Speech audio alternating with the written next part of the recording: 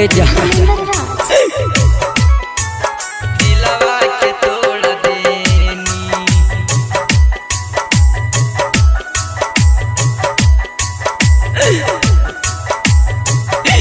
ए जा शीशा समझ के काजली गे दिलवा के तोड़ देनी पगला बना के पगली गे मुँह तू मोड़ लेनी पगला बना के पगली गे मुँह तू मोड़ लेनी शीशा समझ के कजली गे दिलवा के तोड़ देनी शीशा समझ के कजली गे दिलवा के तोड़ देनी दिलवा के तोड़ देनी शीशा समझ के काजली गे दिलवा के तोड़ देनी ए जा दिलवा के तोड़ देनी शीशा समझ के काजली गे दिलवा के तोड़ देनी माथवा पहात धाके खैले रहलू किरिया तब काहे छोड़ के तू चल गइलू पिरिया ए जा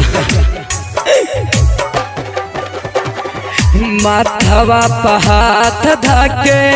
खैले रहलू किरिया तब काहे छोड़ के तू चल गइलू पिरिया हंसत खेलत जिंदगिया के अखिया में लोरा देलू हंसत खेलत जिंदगिया के अखिया में लोरा देलू शीशा समझ के दिलवा के जन काहे तोड़ देलू शीशा समझ के दिलवा के जन काहे तोड़ देलू दिलवा के तोड़ देनी शीशा समझ के काजली गे दिलवा के तोड़ देनी ए जा दिलवा के तोड़ देनी शीशा समझ के काजली गे दिलवा के तोड़ देनी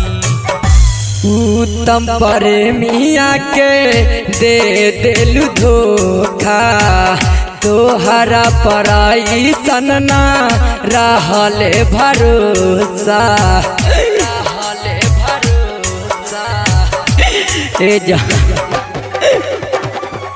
उत्तम प्रेमिया के दे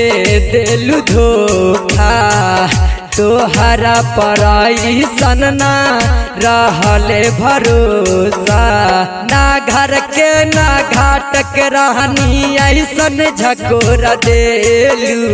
ना घर के ना घाट के रहनी ऐसन झकोरा देलू संजीत के तू तपा